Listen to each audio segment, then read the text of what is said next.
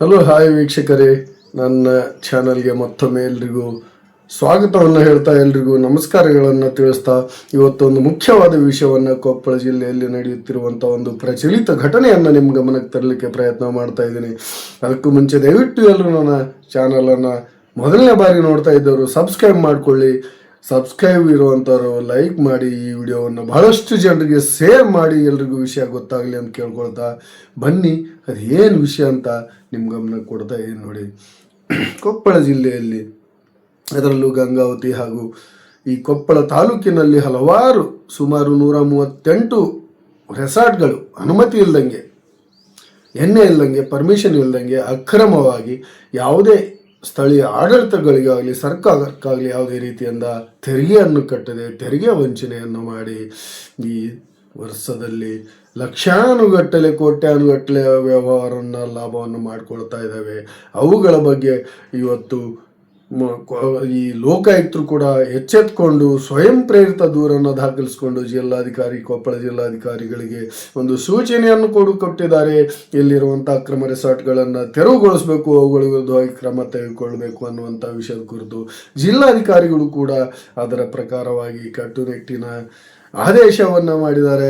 ಹಂಪಿ ಅಭಿವೃದ್ಧಿ ಪ್ರಾಧಿಕಾರದ ಅಧಿಕಾರಿಗಳಿಗೆ, ತಾಲೂಕ್ ಪಂಚಾಯತ್ ಅಧಿಕಾರಿಗಳಿಗೆ, ಜಸ್ಕಾಂನವರಿಗೆ, ಹೀಗೆ ಅರಣ್ಯ ಇಲಾಖೆಯವರಿಗೆ ಎಲ್ಲರೂ ಸೇರಿಕೊಂಡು ಇವತ್ತು ಒಂದು ಜಂಟಿ ಕಾರ್ಯಾಚರಣೆಯನ್ನು ಮಾಡಿ ಸುಮಾರು 138 ಅಕ್ರಮ ರೆಸಾರ್ಟ್ಗಳನ್ನು ಸೀಸ್ ಮಾಡಿದ್ದಾರೆ. ಅದರಲ್ಲಿ ಲೈಸೆನ್ಸ್ ಇರುವಂತಹ, ದಾಖಲಾತಿ ಇರುವಂತಹ ರೆಸಾರ್ಟ್ಗಳನ್ನು ಬಿಟ್ಟಿದ್ದಾರೆ. ಇರದೇ ಇರುವಂಥ ಎಲ್ಲ ರೆಸಾರ್ಟ್ಗಳನ್ನು ಸೀಸ್ ಮಾಡಿ ಡೋರ್ ಲಾಕ್ ಮಾಡಿದ್ದಾರೆ. ಅವುಗಳಿಗೆ ನೀಡಿರುವಂಥ ವಿದ್ಯುತ್ ಸಂಪರ್ಕಗಳನ್ನು ಕಡಿತ ಮಾಡಲಾಗಿದೆ ಜೆಸ್ಕಾಂದವರಿಂದ.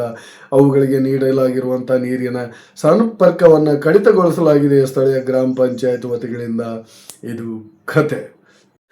ಇಲ್ಲಿ ಹಲವಾರು ಐತಿಹಾಸಿಕ ಪ್ರಸಿದ್ಧವಾದಂತಹ, ಪೌರಾಣಿಕ ಪ್ರಸಿದ್ಧವಾದಂತಹ ದೇವಸ್ಥಾನಗಳು, ಸ್ಥಳಗಳು ಇದ್ದಾವೆ. ಹಾಗಾಗಿ ಇಲ್ಲಿ ಯಾವುದೇ ರೀತಿಯಿಂದ ಗ್ರೀನ್ ಝೋನನ್ನು ಒಂದು ಹಂಪಿ ಅಭಿವೃದ್ಧಿ ಪ್ರಾಧಿಕಾರ ಮಾಡಿಕೊಂಡು ಇಲ್ಲಿ ಯಾವುದೇ ರೀತಿಯಿಂದ ಕಟ್ಟಡಗಳನ್ನು, ಯಾವುದೇ ರೀತಿಯಿಂದ ಕಾಂಪ್ಲೆಕ್ಸ್ಗಳನ್ನು ಬೆಳೆಸಬಾರ್ದು, ಇಲ್ಲಿಗಲ್ ಆಕ್ಟಿವಿಟೀಸನ್ನು ಮಾಡಬಾರ್ದು ಅನ್ನುವಂಥ ಒಂದು ಗ್ರೀನ್ ಝೋನನ್ನು ಇಟ್ಕೊಂಡು ಕಟ್ಟುನಿಟ್ಟಿನ ಆದೇಶವನ್ನು ಮಾಡಿ ಇಲ್ಲಿ ರಕ್ಷಣೆಗೆ ನಿಂತಿದೆ. ಆದರೆ ಇಲ್ಲಿ ಹಲವಾರು ಅಕ್ರಮ ರೆಸಾರ್ಟ್ಗಳು ಎದ್ಕೊಂಡ್ಬಿಟ್ಟು ಇಲ್ಲಿ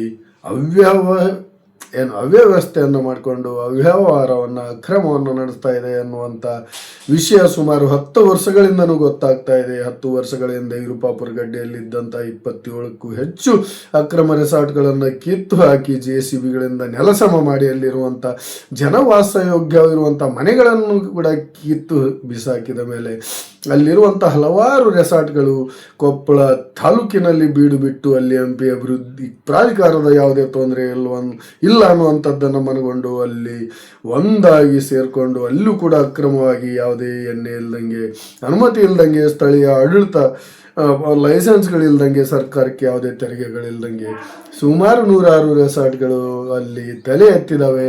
ಅದರ ಪರಿಣಾಮವಾಗಿ ಸುಮಾರು 10 ರಿಂದ 12, 13 ಬಾರಿ ಅಕ್ರಮ ರೆಸಾರ್ಟ್ಗಳ ತೆರವು ಕಾರ್ಯಾಚರಣೆ ಕೂಡ ಸುಮಾರು 10 ವರ್ಷಗಳಿಂದ ನಡೆದಿದೆ. ವರ್ಷದಲ್ಲಿ 2 ಸಾರಿ ಅಕ್ರಮ ತೆರವು ಕಾರ್ಯಾಚರಣೆ ನಡೀತಾ ಇದೆ. ಮತ್ತೆ ವಾರ ಒಪ್ಪಿತ್ತಿನಲ್ಲಿ ಆ ಅಕ್ರಮ ರೆಸಾರ್ಟ್ಗಳು ಮತ್ತೆ ತಮ್ಮ ಕಾರ್ಯಾಚರಣೆಯನ್ನು ನಡೆಸ್ತಾ ಇದ್ದಾವೆ. ಹೀಗೆ ನಡೀತಾ ಇದೆ. ಈ ಎಲ್ಲವನ್ನು ಕೊಪ್ಪಳ ಜಿಲ್ಲಾಧಿಕಾರಿಗಳು, ಆಯಾ ತಾಲೂಕಿನ ತಹಸೀಲ್ದಾರುಗಳಿಗೆ, ಕಂದಾಯ ಅಧಿಕಾರಿಗಳಿಗೆ ಎಲ್ಲ ವಿಷಯಗಳು ಗೊತ್ತಿದ್ರೂ ಕೂಡ ಕಣ್ಮುಚ್ಚಿ ಕುಳಿತಿದ್ದಾರೆ. ಇದರ ಪರಿಣಾಮವಾಗಿ ಹಲವಾರು ಕೊಲೆ, ಸುಲಿಗೆ, ದರೋಡೆಗಳು ನಡೀತಾ ಇದ್ದಾವೆ, ಅತ್ಯಾಚಾರಗಳು ನಡೀತಾ ಇದ್ದಾವೆ, ಅಕ್ರಮ ಗಾಂಜಾ, ಅಫೀಮು ಮಾರಾಟಗಳು, ಅಕ್ರಮ ಸಾರಾಯಿ ಮಾರಾಟಗಳು ನಡೀತಾ ಇದೆ. ಅಕ್ರಮ ರೆಸಾರ್ಟ್ಗಳನ್ನು ನಿಲ್ಲಿಸಿದ ಮೇಲೆ ಹಲವಾರು ರೆಸಾರ್ಟ್ಗಳ ಮಾಲೀಕರು ತಮ್ಮ ದಾಖಲಾತಿಗಳೊಂದಿಗೆ ಧಾರವಾಡ ಹೈಕೋರ್ಟ್ನಲ್ಲಿ ದೂರುಗಳನ್ನು ಸಲ್ಲಿಸಿ ಅಲ್ಲಿಂದ ಅನುಮತಿಗಳನ್ನು ತೆಗೆದುಕೊಂಡು, ಸ್ಟೇಗಳನ್ನು ತೆಗೆದುಕೊಂಡು ರೆಸಾರ್ಟ್ಗಳನ್ನು ನಡೆಸ್ತಾ ಇದ್ದಾರೆ. ಕೆಲವೊಂದು ಈ ರೆಸಾರ್ಟ್ಗಳ ಬೆಂಬಲದೊಂದಿಗೆ ಹಲವಾರು ಅಕ್ರಮ ರೆಸಾರ್ಟ್ಗಳು ಕೂಡ ಬೆಳೀತಾ ಇದ್ದಂಥ ನ್ಯಾಯಯುತ ರೆಸಾರ್ಟ್ಗಳಿಗೂ ತೊಂದರೆ ಆಗ್ತಾ ಇದೆ ಅನ್ನುವಂಥದ್ದನ್ನು ಅವರು ಮನಗೊಂಡ್ರು ಕೂಡ ಎಲ್ಲೋ ಒಂದು ಕಡೆ ಇಲ್ಲಿ ಜನಪ್ರತಿನಿಧಿಗಳ ಬೆಂಬಲದಿಂದ ಇವೆಲ್ಲ ನಡೀತಾ ಇದೆ ಅಂತಲೇ ಹೇಳ್ಬೋದು. ಕಳೆದ 10 ವರ್ಷದಿಂದನೂ ಇಲ್ಲಿ ಪ್ರವಾಸಿ ತಾಣವಾಗಿ ಟೂರಿಸಂ ಪ್ಲೇಸ್ ಆಗಿ ಮಾರ್ಪಾಡಾಗಿರುವಂಥ ಈ ಅಂಜನಾದ್ರಿ ಬೆಟ್ಟದ ಸುತ್ತಮುತ್ತಲಿನ ಪ್ರದೇಶಗಳು ಇವತ್ತು ಜನರ ಆಕರ್ಷಣೆಯನ್ನು ಪಡೆದುಕೊಂಡು ಸಾವಿರಾರು ಜನ ಇವತ್ತು ಟೂರಿಸ್ಟ್ ಆಗಿ ವಿದೇಶಿಗರು ಕೂಡ ಬರ್ತಾ ಇದ್ದಾರೆ. ಇಲ್ಲಿ ಸಣ್ಣಪುರ ಲೇಕ್ ಇದೆ, ಈ ತುಂಗಭದ್ರಾ ನದಿ ಇದೆ, ಇಲ್ಲಿ ಜಂಪ್ ಮಾಡಲಿಕ್ಕೋ ರೀಲ್ಸ್ ಮಾಡಲಿಕ್ಕೋ ಸ್ನಾನ ಮಾಡಲಿಕ್ಕೋ ಒಳ್ಳೆಯದಂತೇಳಿ ಜನ ಬರ್ತಾ ಇದ್ದಾರೆ, ಎಷ್ಟೋ ಜನ ಪ್ರಾಣ ಕಳ್ಕೊಳ್ತಾ ಇದ್ದಾರೆ. ಇದು ಎಲ್ರಿಗೂ ತಿಳಿದಂಥ ವಿಷಯನೇ ಕೂಡ. ಆದರೆ ಎಲ್ಲೊಂದು ಕಡೆ ಕೇಸ್ಗಳಾಗ್ತವೆ, ಕೆಲವೊಂದು ಕಡೆ ಕೇಸ್ ಆಗಲ್ಲ. ಅಂಥ ಒಂದು ಪ್ರಕರಣ, ಹಲವಾರು ಜನ ನದಿಯಲ್ಲಿ ಮತ್ತು ತುಂಗಭದ್ರಾ ಎಡದಂಡೆ ಕಾಲುವೆಯಲ್ಲಿ ಇಜ್ಲಿಕ್ಕೆ ಹೋಗಿ ಮೋಜು ಮಸ್ತಿ ಮಾಡ್ಲಿಕ್ಕೆ ಹೋಗಿ ಪ್ರಾಣವನ್ನು ಕಳ್ಕೊಂಡಿದ್ದಾರೆ. ಅಲ್ಲದೆ ಕಳೆದ ಒಂದು ವರ್ಷದ ಹಿಂದೆ ದೊಡ್ಡ ಮಟ್ಟದ ಒಂದು ಅನಾಹುತ ಕೂಡ ಈ ತುಂಗಭದ್ರಾ ಎಡದಂಡೆ ಕಾಲುವೆ ಖಾನಾಪುರ ಲೇಕ್ ಜಂಗ್ಲಿ ರಂಗಾಪುರದ ಹತ್ರ ಗಂಗಾವತ್ ತಾಲೂಕಿನಲ್ಲಿ ನಡೆದು ಬಿಟ್ಟಿದೆ. ಅಲ್ಲಿ ಒಬ್ಬ ವಿದೇಶಿ ಮಹಿಳೆಯ ಇಸ್ರೇಲ್ ಮಹಿಳೆಯ ಮೇಲೆ ಬಲಾತ್ಕಾರವಾಗಿದೆ. ಅಮೇರಿಕ ಪ್ರಜೆ ಮೇಲೆ ಮತ್ತು ಈ ಒರಿಸ್ಸಾ ಪ್ರಜೆ ಮೇಲೆ ಹಲ್ಲೆ ಆಗಿದೆ. ಒರಿಸ್ಸಾದ ಬಿಬಾಸು ಅನ್ನುವಂಥ ವ್ಯಕ್ತಿಯ ಮರಣ ಕೂಡ ಆಗೋಗ್ಬಿಟ್ಟಿದೆ. ಇಲ್ಲಿ ಕೇಸ್ ಕೂಡ ದಾಖಲಾಗಿ ಈ ಟೂರಿಸ್ಟ್ಗಳ ಮೇಲೆ ಅತ್ಯಾಚಾರ ಮಾಡಿ ಕೊಲೆ ಮಾಡಿರುವಂಥ 3 ಜನ ಗಂಗಾವತಿಯ ಸಾಯಿನಗರ ಗುಡಿಯ 3 ಜನ ಪುಂಡರಿಗೆ ತಕ್ಕ ಶಾಸ್ತಿ ಕೂಡ ಆಗಿ ಅವರಿಗೆ ಮರಣದಂಡನೆ ಶಿಕ್ಷೆ ಕೂಡ ಆಗಿಬಿಟ್ಟಿದೆ. ಆದರೆ ಇಲ್ಲಿ ಹಲವಾರು ಅಕ್ರಮಗಳು ನಡೀತಾ ಇದ್ದಾವೆ. ಇಲ್ಲಿ ಅನೈತಿಕ ಚಟುವಟಿಕೆಗಳ ತಾಣವಾಗಿದೆ. ರೆಸಾರ್ಟ್ಗಳಲ್ಲಿ, ಹೋಮ್ ಸ್ಟೇಗಳಲ್ಲಿ ಯಾವುದೋ ಜೋಡಿಗಳು ಬಂದು ರೆಸ್ಟ್ ತಗೊಂಡು ಮಲ್ಕೊಂಡು ಹೋಗ್ತಾ ಇದ್ದಾರೆ. ಅವುಗಳಿಗೆ ಯಾವುದೇ ರೀತಿಯಿಂದ ಕಟ್ಟುನಿಟ್ಟಿನ ಪಾಲನೆ ಇಲ್ಲ. ಯಾರೋ ಬರ್ತಾರೆ, ಯಾರೋ ಹೋಗ್ತಾರೆ. ಈ ರೀತಿಯಲ್ಲಿ ಅಂಬಿಕಾ ನಾಯರ್ ಎನ್ನುವಂಥ ಕೇರಳದ ಮಹಿಳೆ ನೋಡಿ, ಆನೆಗುಂದಿ, ಹನುಮನಹಳ್ಳಿಗಳಲ್ಲಿ ಮನೆಗಳನ್ನು ಬಾಡಿಗೆ ಅಂತೇಳಿ ತೆಗೆದುಕೊಂಡು ಅವುಗಳನ್ನು ರೆಸಾರ್ಟ್ಗಳನ್ನಾಗಿ ಮಾಡಿಕೊಂಡು ಬರುವಂಥ ವಿದೇಶಿಗರಿಗೆ, ಸ್ವದೇಶಿಗರಿಗೆ ಆಶ್ರಯ ಕೊಡ್ತೀವಿ, ಊಟ ವಸತಿ ಕೊಡ್ತೀವಿ ಅಂತೇಳಿ ಎಲ್ಲ ರೀತಿಯಿಂದ ವ್ಯವಸ್ಥೆಯನ್ನು ಮಾಡಿ ಅವುಗಳಿಂದ ಲೂಟಿಯನ್ನು ಮಾಡಿಕೊಂಡು ಅವರುಗಳಿಗೆ ಗೊತ್ತಿರದ ಅಜ್ಞಾತ ಸ್ಥಳಗಳಿಗೆ ಕರ್ಕೊಂಡು ಹೋಗಿ ಹುಲಿ, ಕರಡಿ, ಚಿರತೆಗಳು ತಿರುಗಾಡುವಂತಹ ಮಧ್ಯರಾತ್ರಿಯ ವೇಳೆಗಳಲ್ಲಿ ನಕ್ಷತ್ರ ಎಣಿಸ್ಲಿಕ್ಕೆ ಸಮುದ್ರ ಬೀಚ್ಗಳನ್ನು, ಲೇಕ್ಗಳನ್ನು ನೋಡ್ಲಿಕ್ಕೆ ಹೋಗಿ ಪ್ರಾಣಗಳನ್ನು ಕಳ್ಕೊಳ್ತಾ ಇದ್ದಾರೆ. ಅಂಥದ್ರಲ್ಲಿ ಅಂಬಿಕಾ ನಾಯರ್ ಎನ್ನುವಂತಹ ಮಹಿಳೆ ಕೂಡ 4 ಕಡೆಯಿಂದ ಬಂದಂಥ ಜನರನ್ನ ನೋಡಿ ಮಹಾರಾಷ್ಟ್ರ, ಒರಿಸ್ಸಾ ಮತ್ತು ಈ ಅಮೇರಿಕ ಹಾಗೂ ಬ್ರಾಜಿಲ್ನಿಂದ ಬಂದಂಥ ಇಸ್ರೇಲ್ನಿಂದ ಬಂದಂಥವ್ರಿಗೆ ಆಶ್ರಯವನ್ನು ನೀಡಿ ಅವರಿಗೆ ಮೋಜು ಮಸ್ತಿಗಾಗಿ ಖಾನಾಪುರ ಲೇಕ್ ಜಂಗ್ಲಿ ರಂಗಾಪುರ ಹತ್ರ ತುಂಗಭದ್ರಾ ಎಡದಂಡೆ ಕಾಲುವೆಯಲ್ಲಿ ಒಂದು ದಿನ ನೋಡಿ, 1 ವರ್ಷದ ಹಿಂದೆ ನಕ್ಷತ್ರಗಳನ್ನು ರಾತ್ರಿ ಹೊತ್ತು ಎಣಿಸಿ ಅವುಗಳನ್ನು ಗುಡ್ಡೆ ಹಾಕಿ ಕೋಟಿಗಟ್ಟಲೆ ದುಡ್ಡು ಮಾಡುವಂಥ ವ್ಯವಹಾರ ಅದು ನಕ್ಷತ್ರಗಳನ್ನು ಎಣಿಸ್ಲಿಕ್ಕೆ ಹೋಗಿ ಯಾರೋ ಪುಂಡ್ರು ಆ ದಾರಿಯಲ್ಲಿ ಬಂದ್ಬಿಟ್ಟು ಸಾರಾಯಿ ಕುಡಿದಿದಂತೆ ಏನೇನೋ ಕುಡಿದ್ರಂತೆ ಇವ್ರ ಮೇಲೆ ಅತ್ಯಾಚಾರ ಮಾಡಿ ಒಬ್ಬರನ್ನು ಕೊಲೆ ಮಾಡಿ ಹೋದಂಥ ಪ್ರಕರಣ ಮುಗಿದೋಗ್ಬಿಟ್ಟಿದೆ. ಆ ಪ್ರಕರಣದಲ್ಲಿ ಭಾಗಿಯಾದಂತಹ ಈ 3 ಜನರಿಗೆ ತಕ್ಕ ಶಿಕ್ಷೆನೂ ಆಗಿ ಮರಣದಂಡನೆ ಕೂಡ ಮೊನ್ನೆ ಡಿಕ್ಲೇರ್ ಆಗಿ ಹೋಗ್ಬಿಡ್ತು. ಬೆಸ್ಟ್ ಜಡ್ಜ್ಮೆಂಟ್ ಕೂಡ ಬಂತು. ಆದರೆ ಇದರಲ್ಲಿ ಭಾಗಿಯಾಗಲಿಕ್ಕೆ ಪ್ರಕರಣ ನಡೆಯಲಿಕ್ಕೆ ಕಾರಣರಾದಂಥವರು ಕೇರಳದ ಇವರೇನಿದಾರಲ್ಲ ಅಂಬಿಕಾ ನಾಯರ್. ಯಾಕಂದರೆ ಅವರು ಅಕ್ರಮವಾಗಿ ರೆಸಾರ್ಟ್, ಹೋಮ್ ಸ್ಟೇಗಳನ್ನು ನಡೆಸ್ತಾ ಇದ್ರು ಪರ್ಮಿಷನ್ ಇಲ್ದಂಗೆ. ಅದರಲ್ಲಿ ಬಂದಂಥ ಅತಿಥಿಗಳನ್ನು ಇಟ್ಕೊಂಡು ಈ ಅಜ್ಞಾತ ಸ್ಥಳಗಳಲ್ಲಿ ಕರ್ಕೊಂಡೋಗಿ ಒಂದು ದೊಡ್ಡ ಮಟ್ಟದ ಜಗಳ, ಕೊಲೆ ಆಗಲಿಕ್ಕೆ ಕಾರಣರಾಗಿದ್ಲು.